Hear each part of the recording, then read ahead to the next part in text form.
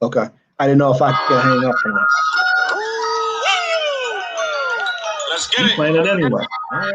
Don't get us This is flagged. Ground Production. Oh, wait. That's right. I forgot. Let it go. No, I got to stop it. It's too late. I stopped it. Yeah. Welcome Yeah, to the 'cause- Hodge Podge Sports Show, everybody. It's your boy from the 215, Sean James Harrison.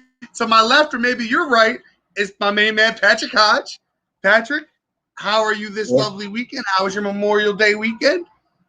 Memorial Day weekend was good and relaxing. I'm doing well. A lot of stuff to cover, a lot of good sports happening all across the globe and different areas. But as always, our show is sponsored by Arena Eats. Log on to the website, arenaeats.app, for the ultimate fan experience at your favorite sports venue.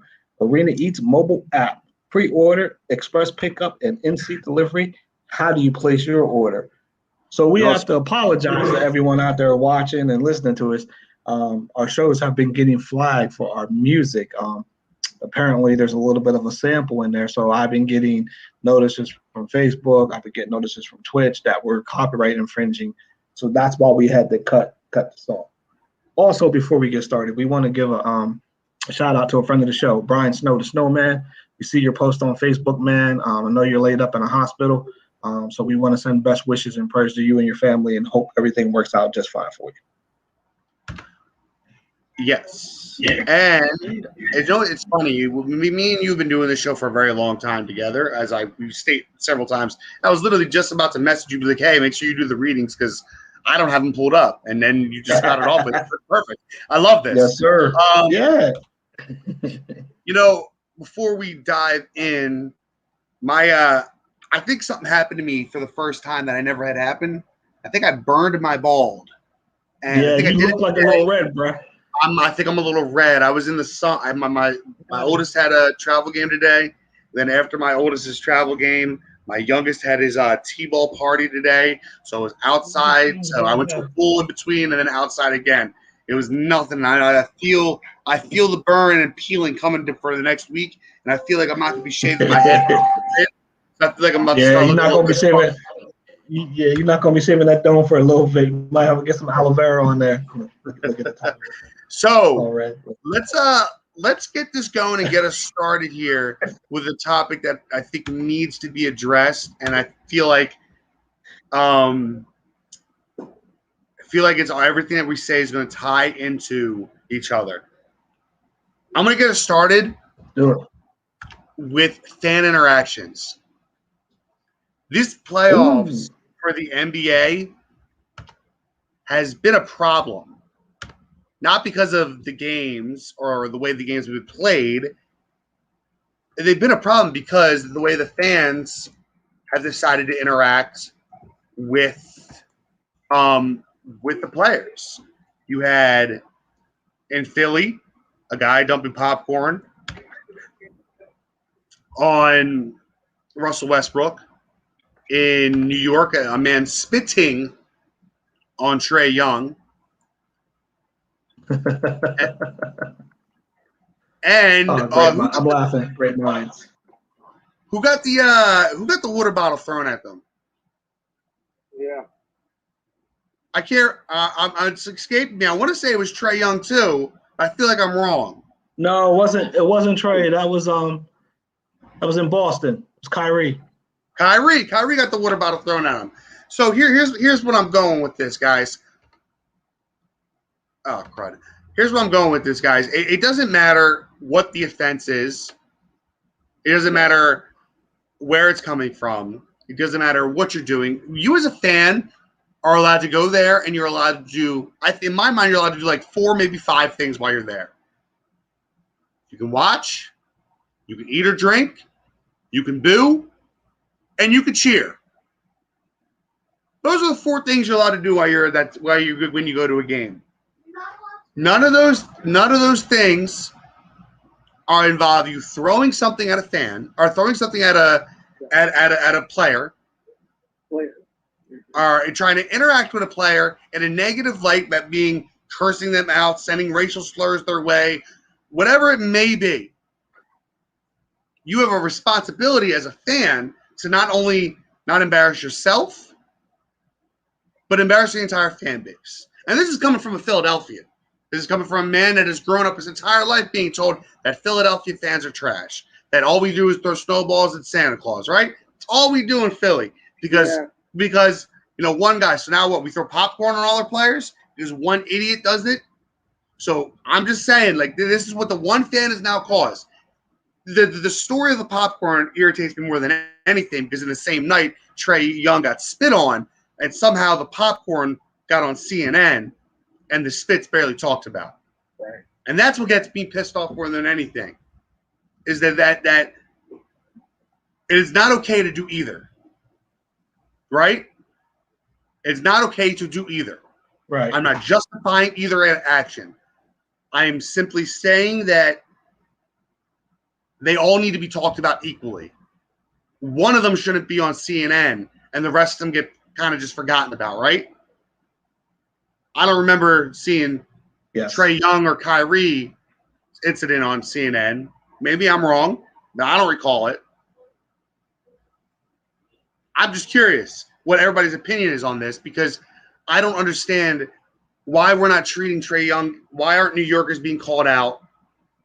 And why aren't Boston fans being called out? And then why, when I try to call Boston fans out, are Boston fans coming and justifying their actions? That's what I really want to know. Celtics fans, this is a direct shot at you. I went on another sports page and tried to talk about this.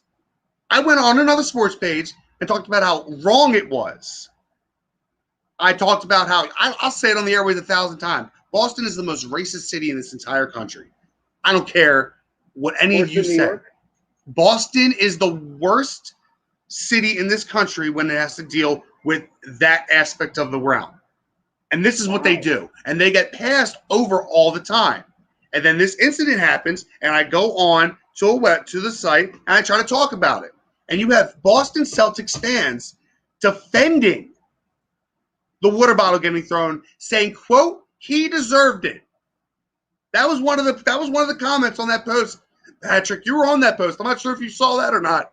There was he deserved it because he stomped on your logo. Get over yourself. Terrell Owens did a lot worse when he played. Ain't nobody throwing nothing at him. Listen, I'm just Randy Moss did a lot worse when he played. Nobody throwing something at a football player. That's all I'm saying. You love to see it, don't you? You love to see it, don't you? Have the audacity to defend their team when they're blatantly wrong. Patrick, I'm gonna kick the mic to you. Batter up, buddy. You know, we talked about this, and the night that it happened, we were watching the game, and you sent me the message about the popcorn, and you wanted, because you were at the game, so you asked if it was true. And I flipped to the game because I said, "Oh, I got the Washington broadcast," and they were talking about it. And I made a comment after the game. There was like, I don't know, 4 or 5 analysts, and like each one of them like had an opinion about what happened with that. And I was like, I don't need. And I think I even said this to you. So I don't need 4 or 5 analysts telling me how bad Philadelphia is and how bad of an act this was. It's like one person can say it for everyone. Like they didn't need to go through each and every one of those people. And then Steph was like, why not? You know, it was awful. It was stupid. You know, they should have the right to talk about it. I was like, they absolutely have the right to talk about it. I said, but do we need to sit here and watch a show where 5 people are talking about the same thing? Like one person can cover it all. So I think the thing that shocked me but didn't shock me was we knew that Philadelphia was gonna get the most out of this no matter what, right? Just imagine if the incidents were reversed. Let's say Philadelphia fan threw the water bottle. Kyrie got spit on, and Trey Young got popcorn dumped on. You'd still would hear about the water bottle more than anybody else, right? The most despicable act out of all of them. The most despicable act out of all of them was the fans spitting on Trey Young. That's the worst thing you can do to another human being. On top of that, he spit on the lady right in front of him. Right? They're all bad acts, as you said. And I said this, I typed it in the chat here, I typed it in all our feeds. Those fans, their faces need to be seen. They need to be publicly shamed. They need to be publicly humiliated for what they did. Because if you paid attention to TNT broadcast, when Shaq and Kenny Smith and Ernie Johnson and Charles Barkley were talking about it, Shaq was like, what good does it do to ban somebody from the arena if we don't know who they are, what they look like? What good is it to take their tickets away because they can still get tickets from the next guy, put a disguise on and go into the arena, right? He was like, he said, especially the guy that spit, I want to see his face, right? So that way, anytime he pops up or he shows up anywhere, everybody can see, yep, that was you. You're the guy that spit on the player. I think we've seen this coming though, right? I mean, I don't know if we've ever seen 3 incidents relatively the same night or right back to back like this that we have, but you know, we've seen fans getting more aggressive and taking more liberties because they feel entitled because they paid their money to go see these guys work, but never is it okay to cross a line like that. I mean, it goes back to this, right? Like, suppose that player showed up at your job and threw something at you while you're working, you know? And this is what we do. You know, we haven't been able to go to games for over a year. You saved your money. You worked hard. You worked hard for it. And this is what you do when you go. You're putting a black mark on that game. You're putting a black mark on yourself, but then you're ruining it. You're ruining it for everybody else that worked just as hard as you and saved up like you did to go to that particular game, right? So there's a lot of moving parts and there's a lot of wrong with it. There's nothing right about it at all. And you know, the players, these are men and women first, right?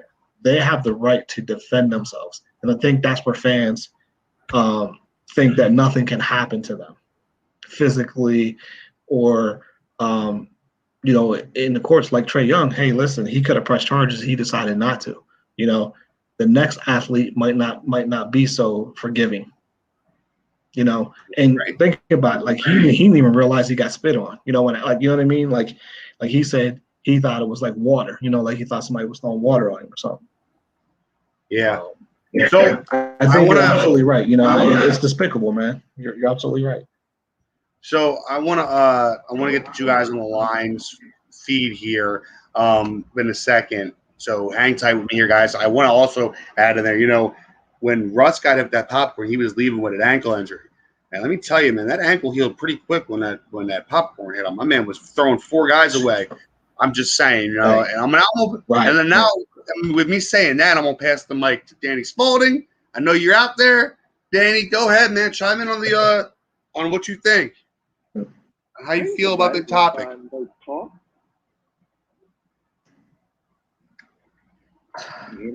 Yeah. Go ahead. Speak up a little bit, bud. Okay. Oh, I'm sorry. Is that better? Yeah, it's better. Okay. Yeah. So I kind of agree with all of you on your points about this. I know the popcorn incident was probably the least overblown one, but in my opinion, it's not about the popcorn. It's about the disrespect aspect of it. You know, nobody's really going to take kindly to anybody who's randomly coming up to them throwing popcorn in their face. Mm-hmm. You know, it's kind of embarrassing in a public setting. You're gonna want to fight somebody. You're gonna want to speak to them. I think the NBA needs to crack down harder on fans when they do this type of thing. I know they typically, and there's probably not much they can do. I think outside of pretty much they are banning fans for life and banning them from the stadiums for life. And if they're ticket holders, then they revoke those tickets.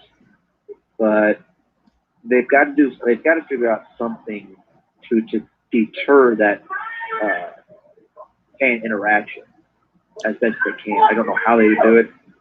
There's a lot more smarter people out there than me that can come up with that type of thing. But you know, it is getting out of hand, and it's bleeding over into other things. You know, you had the fan that ran onto the court as well. And the Wizards game 4 harassing. Yeah, you got fans harassing golfers at golf tournaments now. It's like we went so long without going to sports, live, and we forgot how to act. It's getting ridiculous. Mm-hmm. So, Danny, I'm going to ask you this question because I think you put it really well. Like, you even said that you don't know how they would, and I'm going to follow you. I'm going to follow up on that and ask, how would you? Because other than what they're doing, like, unless they're going to publicly shame them, like Patrick is saying to do, what else can they really do other than find the culprit, kick them out, revoke their season tickets, ban them from the stadium and all future events? What else can they do other than public shaming them? They're going to get fined. It's an arrest. If it's up to that player if he wants to press charges. But unfortunately, out of every 20,000 people, you're going to have one or two bad ones. You know what I mean? Like, you're not going to get 20,000 good fans every single time. Yeah, I know. I was thinking about it as you're saying. You could fine them. I guess you could hurt their pocket a little bit. I don't know how much that's going to do because there are some passionate fans that they just don't care. Yeah. They get in the moment and they just do stupid things. And, at that time, they're not really thinking, oh, this might cost me, a couple $100 if I do this. They're just going to go ahead and do it and then face the consequences afterwards. This is what irritates me when you say there are some passionate fans. I don't think that's passionate, personally. I think that's stupid. I think that because I consider myself a passionate fan. I consider myself a very passionate Eagles and Sixers and Rangers and Yankees fan. I'm a passionate fan, but I'm not a stupid fan. So am I. And I think there's a difference, Danny. I understand what you're saying. I just want to try to correct. I'm not really correct, but trying to explain where I'm coming from here. I think there's a difference between passion and stupidity, right? Like, you can be passionate. You could, like I said, you could scream, yell, cheer, boo. I do all of that. When I'm at the Sixers game, I'm screaming, I'm yelling, I'm cheering, I'm booing. Full disclosure, I was screaming at Westbrook the entire game, telling him he's having a great game. I would scream and keep shooting, Westbrook, you're doing great. I was doing that crap on purpose because I'm passionate. But I wasn't about to sit there and throw something at the guy. I'm going to heckle him, yes. I think fans are allowed to heckle to a certain degree, right? But I think there's a difference between passion and stupidity. It is stupid to throw something and try to physically harm and or embarrass a player. But I think it's okay to be passionate and you can heckle a player to a point without crossing a line. No, you're right. I agree with you. Passionate really wasn't the right term for what I meant.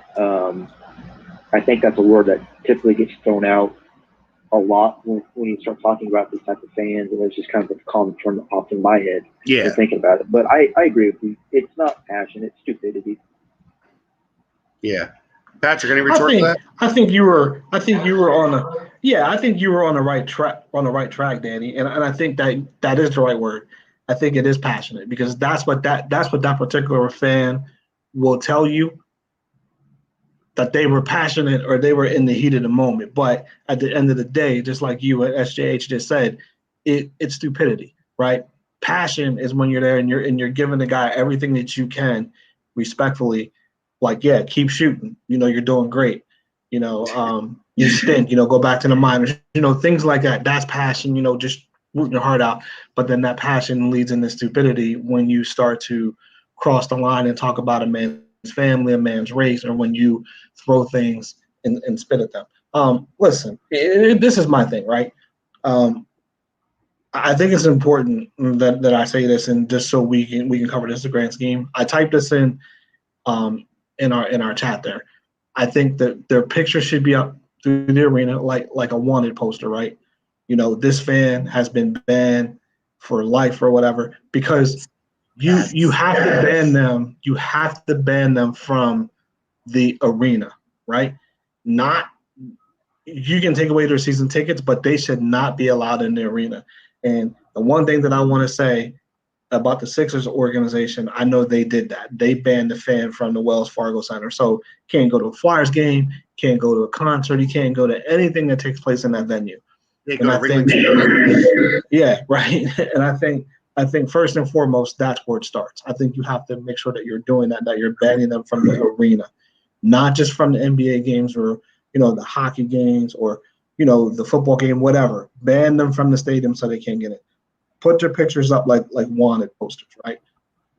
This fan is banned from this arena as of June 6, 2021, violating our conduct policy or whatever. Interesting. I'm just reading your note. I'm not sure why that is. So I might have to go to a headset or something. So sorry about that. Just lost my thought. It's just if it doesn't get taken care of properly and swiftly, it's going to escalate. And the thing that is going to be tough is when you go. Let's go back to golf, right? You have close interaction with the golfer, right? Even tennis. Remember Monica Seles? Remember the person who was able to run on the court and stab Monica Seles all them years ago? I know that's I'm dating myself there. I don't know if you guys remember it or not, but think about how easy it is for me and you to be posted up on the ninth green, and run out and take a swing at a golfer or push a golfer or just get in his face. Like, how fast could we get there before we could get stopped? Now, we're not the swiftest like we used to be back in the day, but how easy is it for someone to have access, physical access to that golfer, right? Just like Danny said, right, and I posted an article, they threw fans out for heckling Bryson DeChambeau, and then Brooks Koepka offers to buy the fans that got thrown out beer. You know what I mean? Like, that's not helping the situation. I don't know what their feud is about. It can't be anything that great, right? I mean, it's freaking golf. It's like NBA players are like R&B singers trying to fight, right? I always say the NBA are the worst fake tough guys ever. But I think too, right? Everybody always made fun of Philly for having a jail underneath the vet. How effective would it be having a jail now in some of these arenas? You want to act a fool? You want to run on the court? You want to run on the field? Yeah, we'll tackle you. We're going to put you in the slammer right underneath the stadium for a little bit. I bet you one or two things happen, right? You sober up real quick, and reality starts to set in, right? You know what I mean? What happens when those fans run into a WWE ring? What happens to those guys? We've seen it. They get the living snot beat out of them, for real, no script. And I'm not condoning that violence, but listen, let me ask you this. Let me ask you this question, and then you can throw it out there, whoever you want. Do you think that there's been enough done in these situations to curb this behavior? All right. Well, listen, I like you throwing it out there, so I'm gonna do it this way. Lou, you haven't spoke yet, so give me your response to Patrick's question, and then you can give me your take on it. Well, the thing is that just because you go again, didn't I say it felt like it was going to rain? It just got windy out there, like it was gonna. You didn't enjoy the game, and and you get these one or two idiots that have to go ruin it. Okay, so only go your way, but that doesn't mean it's throwing obvious somebody. That's not only being a jerk. That's also being I think personally abusive behavior, because you're supposed to hit somebody and that can cause damage. So I also consider abusive behavior by the fans too. That's why being obnoxious. Yeah. I mean, you can't. There's certain things you can't do. So go. I mean, and also they don't just throw it at at the players. Sometimes people who are at the game itself get caught in the act. I don't know if it's by accident or just being a jerk by nature, but it's happened to me at games as well, and I don't like it. So this is nothing new. So Lou, nothing new at all that, So Lou, go ahead and answer Patrick's question. What can they do to curb this? Security needs to take more action. The league taking more action responsible. You gotta lay down the law. You gotta try to ban them for life. Because there's no room for that behavior. At a game or a concert or anywhere in public, they have to lay down the law and say that if you're going to be abusive, drunk, or whatever, that you cannot enter the arena or concert or whatever. Time to do something about it. All right, so I want to answer this Facebook post by Brian Jones. Brian, thank you for, as always, as being, a loved member of the Hodge Podge Sports Show and always keeping in touch with us. Thank you. Much love to you, man. Like I said, it's going to take someone getting the break speed off them to send the point home. Act like you got some sense and knock the BS off. Didn't we see players already go up in the stands and malice in the palace? We've seen this story already. This hasn't stopped fans. You want to know why? Because fans are fearless when they're in the stands. So as much as I agree with you that some fan just needs to get his break speed off, I don't think it's going to change anything. And I also don't think you have the Ron Artests, Jermaine O'Neals of the world playing in the NBA anymore that are going to do that anymore. I just don't think you have that kind of player in the league. Like, you don't even have a Matt Barnes in the league anymore. You don't have.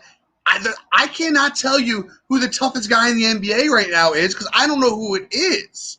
I don't think there are any real. There isn't. I don't think there is a tough guy in the NBA anymore. I think they're all just, I don't want to say soft, but I don't think any of them are looking to fight anybody personally. That's what I truly believe. Now I want to kick it over to Danny, and I want Danny to go ahead and answer Patrick's question here. What was the question? Sorry. The question is, what is the answer to curb the disturbing trend of bad fan interaction? What more can be done? Have they done enough? I mean, honestly, I don't know. That's just, fans are getting fined. They're getting thrown out of games. They are losing their season tickets. They're losing access to the stadiums. That's a lot when you think about it. That's quite a bit. And maybe this isn't just. Maybe this is just more of a. I don't know. How often does this really happen? How often do players get spit on or thrown objects at? If I'm going to be honest, I think it happens more than it gets reported on. You might be right, to be honest. I don't know. I don't know the answer to that question because other than arresting a guy and throwing him in the jail for 30 days, even then I don't think that would work because you're still going to have stupid fans out there going to do what they want to do. They're just so entitled. They think they can pay money to go see these things and act the way they want to act. But, I think maybe they think it can't happen to them because they've done it so many times in the past and they never got caught. That's a good point. Patrick made a good point that he posted out to the Facebook world. I want to share this as well. This is where the double standard comes in. If the athlete responds, she is in a world of trouble, where if the fan, he or she gets his tickets revoked. And Patrick, I want to respond to you and say you don't want to know why it's a quote-unquote double standard because who's got the money? You know what I mean? Like in reality, you want them to come up and hit you, right? You want them to because in the back of your mind, you're like, what are they going to do? Hit me? I'll charge them with assault. You know what I mean? That's in the back of their mind. If I'm in that person's mind, that's what I'm going to be thinking. Go ahead, hit me. Because if you hit me, I'm suing you, and I'm going to make out. I'm going to be a millionaire out of this, right? Or you give me hush money, and I still make out. You know what I mean? Yep. There's no scenario that's going to turn out bad for me. Only bad for you. Exactly. And it's funny about that is it doesn't matter how it goes down, right? Like let's just say Russell Westbrook on that bad ankle would have gotten to that fan. He still would have been the bad guy in that situation, right? On the outside world, he still would have been the bad guy. The people that know all the athletes would have been like, "Yep, he was in the right, man. That guy threw dumped popcorn on him, right?" But he still would have been the bad guy. Speaking of popcorn, it's funny. I wonder if that fan got that delivered to a seat. Because Hodge Podge Sports Show is sponsored by Arena Eats. Log on to the website, arenaeats.app, for the ultimate fan experience at your favorite sports venue. Arena Eats mobile app, pre-order, express pickup, and in-seat delivery. How do you place your order? Always on time. Always. So I love the transition. It's one of my favorite things. So I want to answer this real quick. Daryl Wilson, you said band fans from attending any live events, including concerts. We're doing this already. This is already something that's in motion, especially in Philly. I agree. You heard, I agree. the guy that dumped the popcorn on it has lost everything. He's not allowed to attend any event at the he's shameless plug. He's not allowed to attend any event at the Wells Fargo Center ever again. So sucks for him. Wish I felt bad, but I don't. So we are going to transition now. By the way, that was a wonderful conversation. I love the interaction we had on our on the comment section there with a bunch of people. Love it. Thank you, Lou and Dan, for that. We are going to move on now and talk about one man and one man only. His name is Cliff Paul. I'm sorry, Chris Paul. Not Cliff. Chris Paul. You was ready. So you was ready. You was ready. You was ready to call him Cliff. You was ready to call him Cliff. Listen, I was, and listen, you know me. I love Chris Paul. I love CP3. I wanted the Sixers to get him and trade Ben Simmons for him. I'm completely open to that. So here's my thing. And it's a question that I'm going to have, and I'm going to continue to have all year. Chris Paul has won a series for, I believe, the third time in his career. He's gotten out of the first round. Okay? For the third time in his career, has gotten out of the first round. He did it once with Houston, and I think he did it once with the Clippers. So I'm going to ask this question, and I'm going to throw it around everybody. Because I think the West is wide open. We said this from the beginning when we did the show a couple weeks ago when we did our predictions and everything. We both maintained the idea that the West is wide open, that we know 1 through 7, any one of them can win.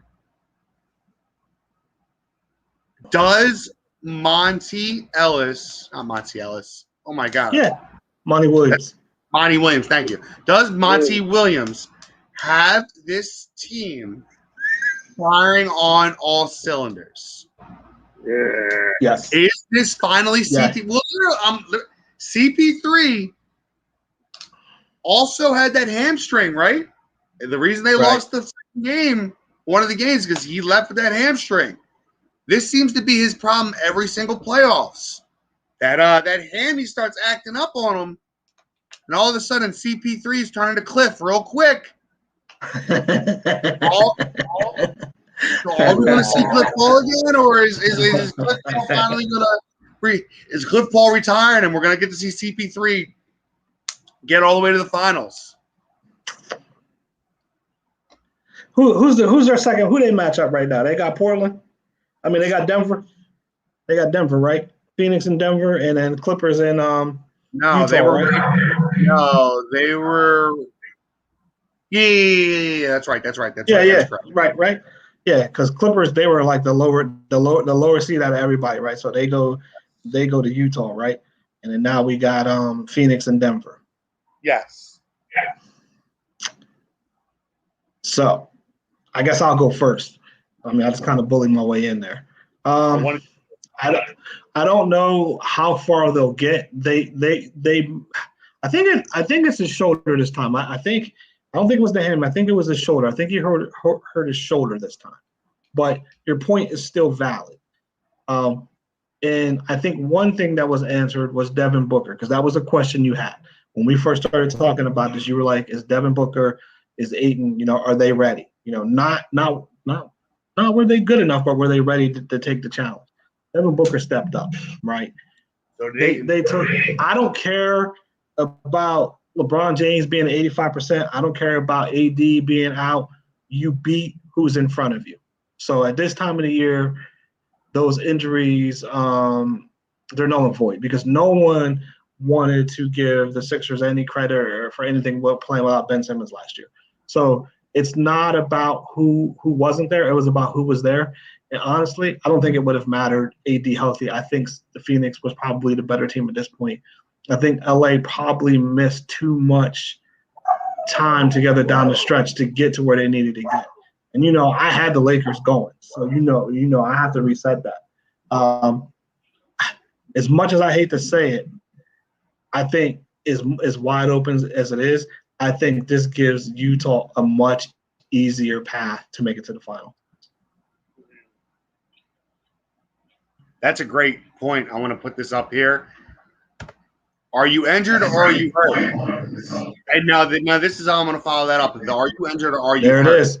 I think without a doubt, when you get to this time of the year, everybody's hurt. You just played, this year 72 games. Now you're getting into playoffs. Everybody's got pain, right?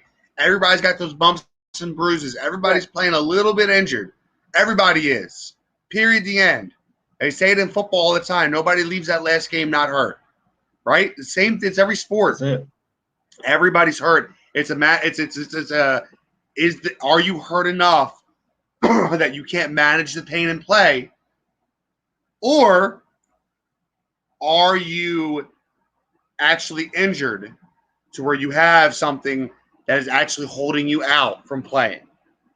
And this is the point that I made when we found out about Joel Embiid's partially torn meniscus, or slightly torn is the word they're using. Slightly torn meniscus is that when it comes down to it, if it's a win or go home game like that Game 5 was against Washington, he's going to play. Yeah. But he didn't need to play that game. Yeah. And now Game 1, the series we reset, you need to win every game until you get up 2-3-0. And now you're not going to do that because you lost Game 1. But he's going to keep playing now, and he's going to manage the pain, right? Because that's what happens, because the pain is manageable. Now, only two people know if Chris Paul was really hurt or if he was really injured. You can say the same thing about AD. Only two people know. AD and God. Those are the only two people that know if he could play, right? The only two. Right. Because in the long run, those medical doctors can tell you one thing, and most players, especially a player of Anthony Davis and Chris Paul's stature, can veto that in a second, right? They can say, no, I'm playing tonight, right? And that goes without saying, right? They can easily just go, no, I'm playing tonight. You're not stopping me from playing tonight. It was because of the player that they have. AD had no business playing the other night. Listen, man, AD is you want to talk about injury prone? You want to talk about soft player? Preach. You want to talk about Preach. You want to talk about a player that has a full season since it's not even his rookie year? Come on now. That dude is softer than a tissue. Let's be real. Come on now. That dude is baby poop soft. That dude is it's funny. I forget who it was. Oh God, I think Kleenex soft. Listen, that dude, he's always hurt. Always hurt. I might as well you can call him, what did Chuck call him, day-to-day? Not D-A-D? Yeah, D-A-D.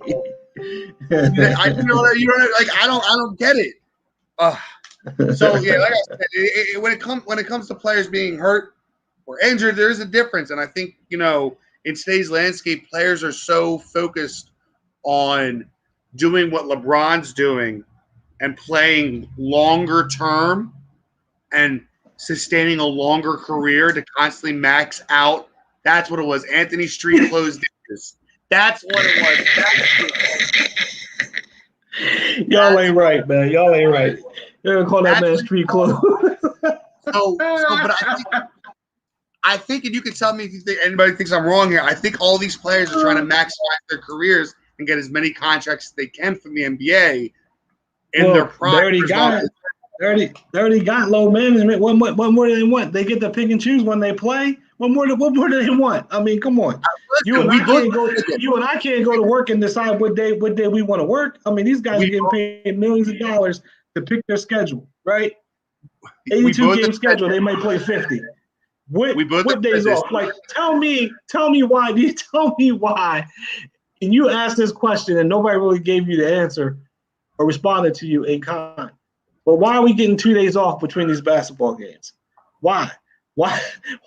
Why? How long Why were the final? Why were the NBA finals go all the way till July? We're in the second week of June, and the finals in the NBA will be played in July. Why? Why is that? That bugs me to no end. These new age athletes have came and changed everything. You can't touch them. Now it's a flagrant foul. These referees are all over the place. They called a flagrant foul at the end of the Clippers-Dallas game when the game was over.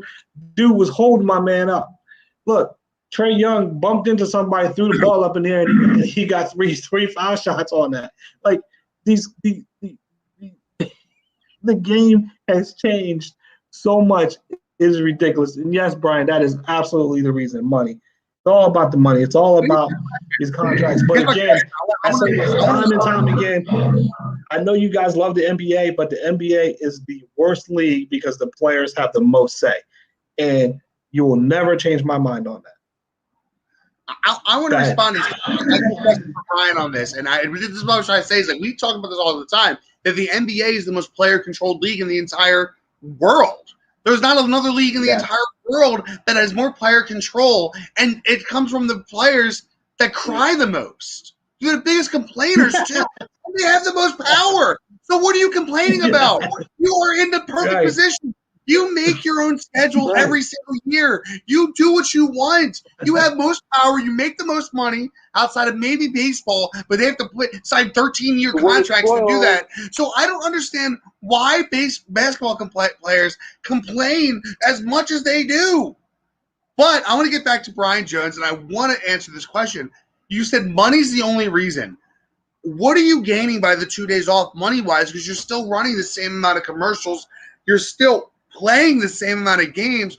So what more money is there really to be had by extending it to July? All you're really doing at that point is eating up from baseball and basically showing, listen, I'm a huge believer. A strict policy, no canines on the show. I think all you're doing is you're telling baseball that you want to take over the summer. I think that basketball is planning on moving to the summer to compete more with baseball, and hockey's going to have the winner to itself. That is my thought, that you're going to keep seeing the NBA push back this season little by little by little until all of a sudden you're like, oh, damn, it's May and the season's just starting. Let's be real. Listen, I want basketball in the summer. There's nothing I hate more than seeing ESPN in the summer. It is the worst. All sports shows are in the summer are the worst. I like baseball. I cannot talk about nothing but baseball. I will lose my mind if that's all. If I came on here every Sunday, Patrick knows me very well, and he knows this is true. If I came on this show every Sunday and talked nothing but baseball, I would blow my brains out live in front of everybody. I am not doing that. It is not happening. We will find football to talk about. We will find something else other than baseball. But all you see on all these sports shows over the summer is baseball, because it doesn't compete with anything. It has no competition, and I hate it.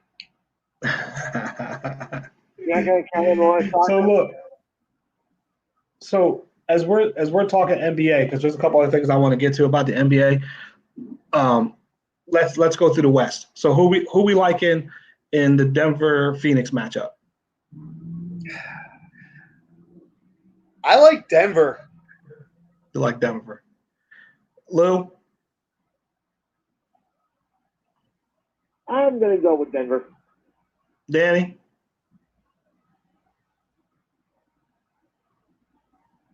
Is he still here? Sorry. Denver. Okay, he's there. Denver? Man, I'm the only one, huh? I'm the only one going Phoenix? Okay. So Clippers, Jazz. Who we got? Danny, you're first. Jazz. Jazz. Danny. I mean, not Danny. Sorry, Lou. Danny. No question about it. Jazz. No question about it. SJH. Clippers. I'm with you. The Jazz's magical run is over. All right. Sorry, so Dre's got the Jazz. Brian's got Phoenix and the Jazz. Dre, who you like in the Clippers? In the Clippers matchup, Dre. And Brian is already going to the East. Brian's got Sixers and Bucks. Yeah, he said Jazz, but he didn't give me. Brian said Jazz, and Dre said Phoenix. Oh yeah, he did. He Phoenix and Jazz. Okay, he did. Good call. I ain't gonna lie, yo, Dre and Brian, y'all pictures look almost identical. Like they're confused. They do look almost identical, right? Oh, right? I'm like looking at them look like Dre got some dreads in that photo. I'm about to talk to him about that. I'm about to ask him about that. That might be an old Navy photo or something he's got. An old Navy off the SS Minnow. So we're going over to the East. We already had games won. We weren't happy with the outcome of today's game between Atlanta and Philly, obviously, because we came up on the short end. But the thing that I like that is the way they came back and the way they fought back. Drop one at home, but I never thought that Atlanta matched up well with Philly. Whether Embiid was in or Embiid was out, I fully expect Philly to come back and take that. I mean, it could be the next 4 straight. But Trey Young, he is so fun to watch. I mean, I've been watching him since his days at OU. And Danny will tell you that, man. We used to go back and forth. I am so impressed with the way that his game has matured, and just how smart he is, and the way that Nate McMillan has him playing ball. But look at it, right? He went off. What do you have in the first half? He had like 20-some points in the first half. 27 points. 27 in the first half, right? Time. Yeah, and I'm okay with that, and I'll tell you why. So he ended up with 35. So here's the thing, right? We know Ben Simmons is the best defender in basketball this year. It's not even a debate. There's nobody else in the conversation. The problem with that is you got 6'10" guarding 5'11", 6 feet. If Ben Simmons is not allowed to play 6'10", it's not a good matchup for the Sixers, right? Quicker, smaller guards are the one thing that gives them problem, and this dude's off the chart. If he can guard him by being 6'10", it's going to be a problem. But if they're going to call the little ticky-tack fouls where he stops his dribble and lets you run into him, they're going to call that all night, then that's not a good matchup. The one adjustment that Philly needs to make going into game 2 is they need to make Trey Young play defense because he can't guard nobody. So whoever he's guarding, they need to switch it and get him on the blocks or make him defend. Tire him out a little bit, maybe get some fouls on him. He's going to get his. I mean, all superstars are going to score. They're going to get theirs, right? But, are they really going to shoot the ball that well the next 6 games, right? Are they going to make 23s? Law of averages tell you not. But, hey, listen, they came in Philly and they handled their business today. So I'm not taking anything away from what they did. But I still like the Sixers to win that one. I'll say Sixers in 6. The team, and I say this to you all the time. I'll go through mine, then I'll let you go and let everybody else. The team that scares me the most in the East is the Bucks. I've been telling you that. The Nets are good. There's no question about that. No Harden, he's probably out. He's not playing game 2. But I'm going to go with the Nets, man. I'm going to go with the Nets in 6. Interesting. So I'm going to give a little. I got to talk about the Sixers now because I haven't got to talk about them yet. Sixers had 9 turnovers in the first quarter. 8 the rest of the game. You think that's happening again? You think Doc's going to allow 9 turnovers again to happen in the first quarter of a game that puts you down by 16? So I would like to see Doc. Exactly. Yeah. And you had Danny Green go 0 for 4 with 0 threes in the first half and then finish the game with 5 points. I mean, I don't think that's happening again. I don't think Toby's shooting as poorly as he did again. I don't think Ben went 3 of 10 from the free throws. I mean, just that alone, the 3 of 10 and the 9 turnovers. That's the game right there, right? You lost by 4. That's the game. And I disagree, too, on Nate out-coaching Doc in the series. No. He out-coached him in this game, yes. He out-coached him in one game. Let's also state that you said Hawks have more talent, 1 to 10. Where? Let's be real. Joel Embiid's the best player on the court, right? True or false, right? Then Trey Young, 2. Then Tobias Harris is 3. Ben Simmons is 4. So then after you get to to Tobias Harris or Ben Simmons at 4, whoever you may have there, there's a huge drop-off, right? Right? Am I wrong? Last I checked, if you want to be real about it, you could argue that Ben Simmons is above Trey Young because Ben Simmons is something that Trey Young doesn't do. Play defense. And he's also got 2 All-Star games under his belt, maybe the All-Star team this year, and Trey Young didn't, but that's hearsay. The bench, let's talk about the bench then. If you want to go there about the bench had one bad game, so we're going to determine through one bad game that they're automatically a worse team and they have more talent.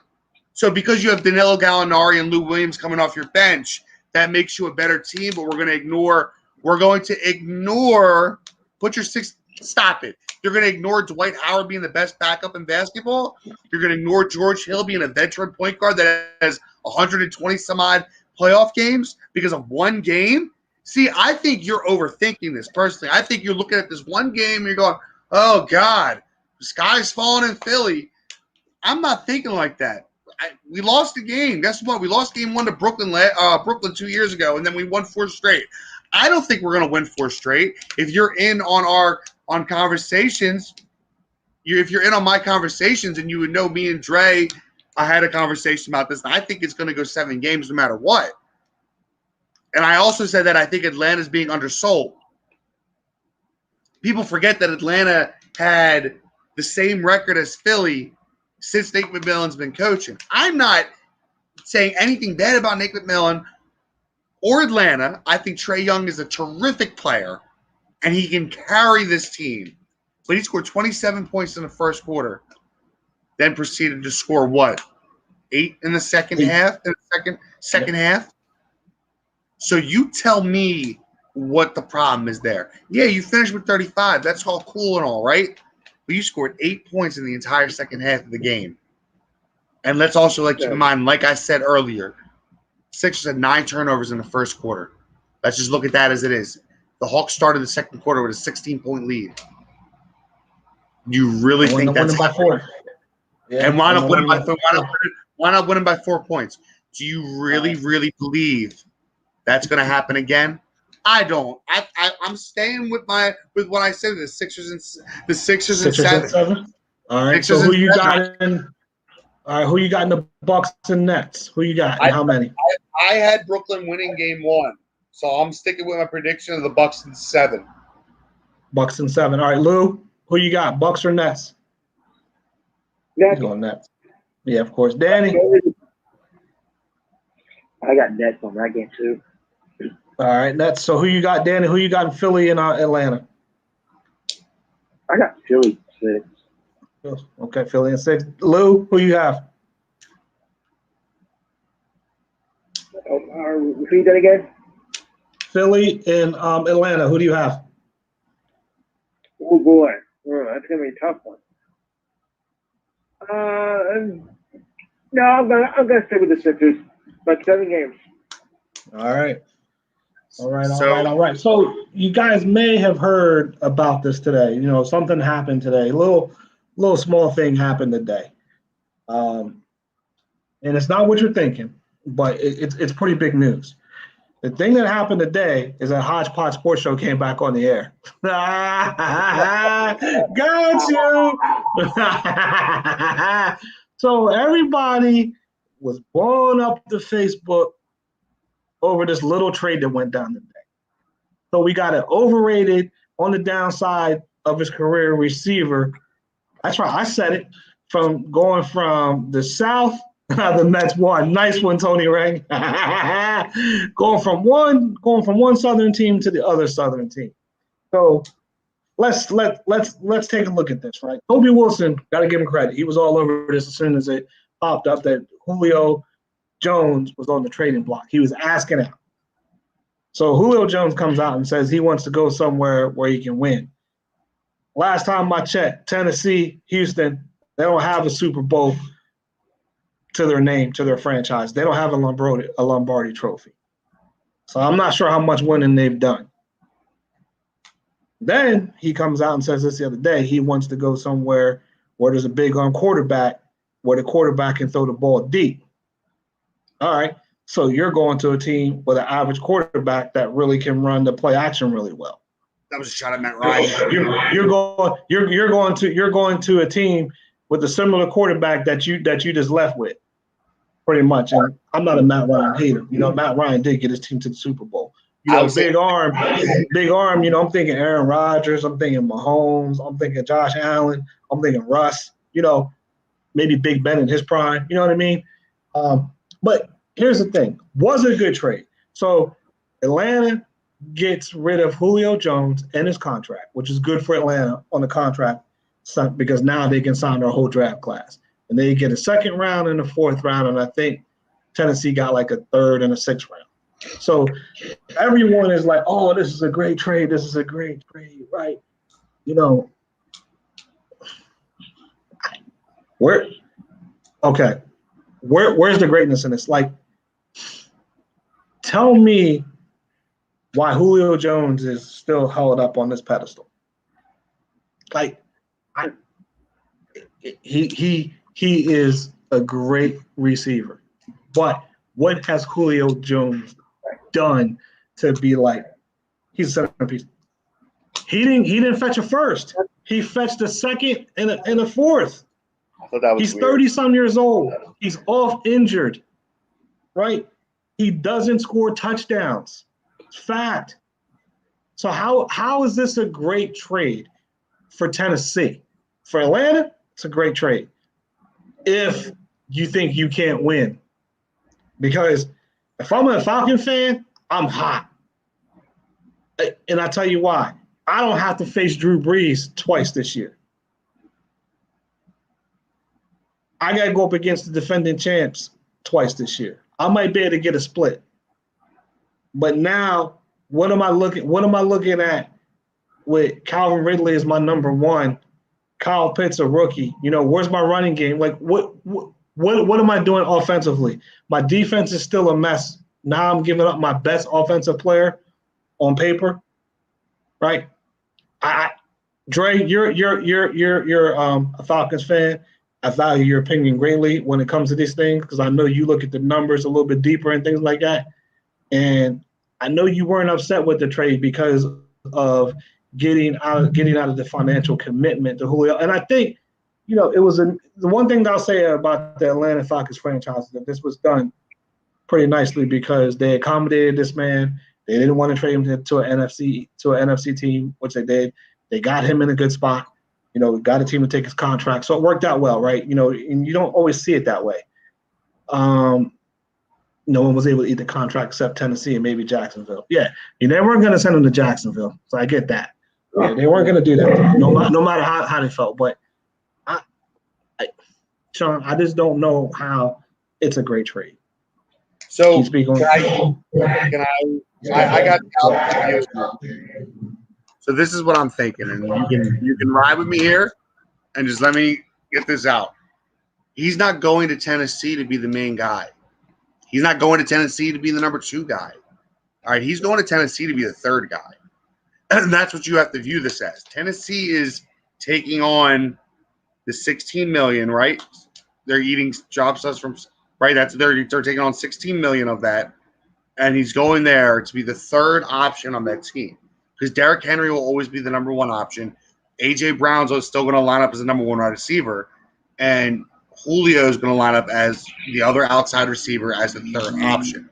So you can't look at it as they're trading for this all-star studded wide receiver. That's why they gave up a 2nd and a 4th, and they're going to eat the contract. They're also in win-now mode, unfortunately, because of the money that they dished out to Derrick Henry and to Ryan Tannehill.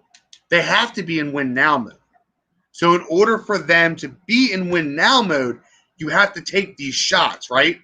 You have to take the shots at the Julios in order to put yourself in the conversation to be able to win now. Now, does this put Tennessee over the top to be better than Indianapolis?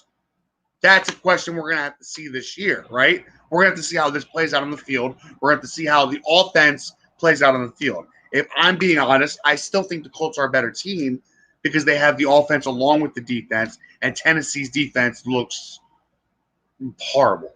So we're gonna have to see how it all comes together for them. But I think Tennessee's trying to do like a shootout mentality and gonna have to try to, score. They're gonna try to score a lot and outscore teams in order to beat them, which I don't think that's gonna work against Indianapolis, which is really their only threat now, with Houston being quarterbackless right now and Jacksonville being Jacksonville. Here's my question, right? Outside of the division, right? So with this trade, does this make Tennessee better than Cleveland?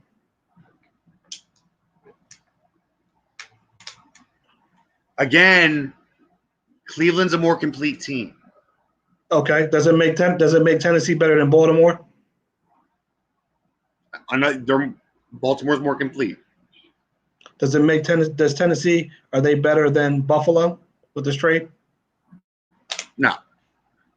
Is Tennessee better than Kansas City with this trade?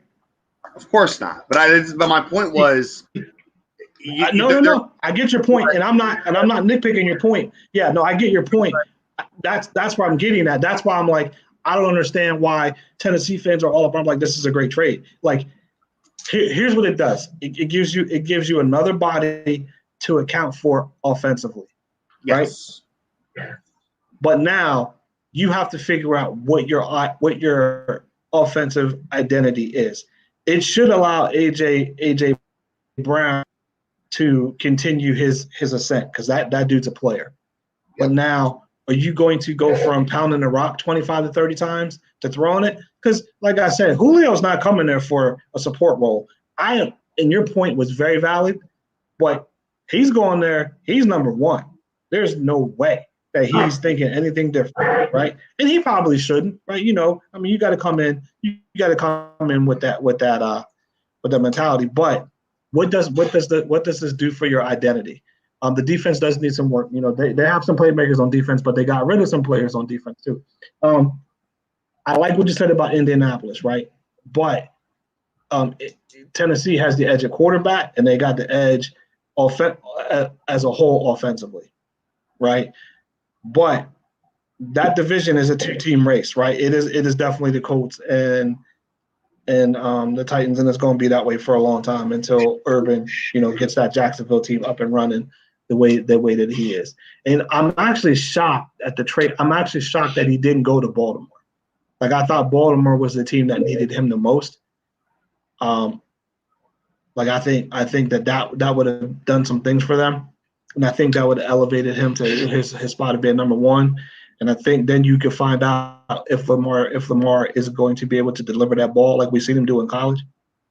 So we'll see, man. It's all on paper. But go ahead, Sean. Do they have the edge of the quarterback? Do they really? Yeah. At this point, give me Tannehill at this point over Wentz. At this point, yeah. We don't know what Wentz is going to be in Indianapolis, right? We do. We know what he's going to be. He's shown us what he's going to be. We know what he's going to be. So he's going to be 2017, 2019. I'm asking. Listen. And I'm telling you, that kid's had one good year out of his 4 or 5 years in the league. One. We know what he is. So 2019 wasn't a good year? Hey, listen. He was your quarterback. So you tell me. You watched him up close and personal. You tell me. I did, and I'm trying to listen. If you think being reunited with Frank Reich is automatically going to flip the switch and get him back to the player that he was before, come on. But okay, but you said he's only had one good year. But 2019 wasn't a good year. Yeah, he's only had one good year. But okay, so was it? 2019 wasn't a good year when he threw for 4,000. He threw for 4,000 plus yards without a 500-yard receiver, and was 27. Okay. Was it 20 plus touchdowns and 4 interceptions? That's not a good year. Yeah, I mean, I think that's a good year. But okay, but what did he do? What did he do? I think. What did the team do? Well, what has Ryan Tannehill done? I mean, come on. I mean, listen, Ryan Tannehill's got a playoff win. Really? Hey, listen, I got to play devil's advocate with you here. I mean, does he not have a playoff win? Okay. I mean, at the end of the day, when we talk about these quarterbacks, that's what and I hate this conversation because that's what it comes down to, right? Like, of course he's on a better team, right? But Ryan Tannehill, okay, so I'll say this to you. Ryan Tannehill is in a better situation than what Carson Wentz is. Carson Wentz has a lot of pressure on him, and we know pressure busts pipes, and he can't handle pressure. Everything that you've ever told me about this kid has pretty much been debunked. His teammates loved him. No, they hated him. He quit on his team last year. It's all coming out now, like I told you it would, right? So a change of scenery is not going to change all of this up here. It's not going to do it, bro. It's not going to do it. Listen, what are they going to do? Are they going to hand the ball off 20, 25 to 30 times to minimize who he is as a quarterback? Maybe so. Maybe that's the recipe. Well, I mean, that's what they did for Ryan Tannehill. Is Carson Wentz better than Phillip Rivers at this stage of Phillip Rivers' career? Is Carson Wentz right now better than Phillip Rivers last year? Yes. Okay. All right, I'll leave it at that. Wentz's mobility makes him better. Well, listen, he's definitely a better athlete, but is Carson Wentz right now a better quarterback than what Phillip Rivers was last year?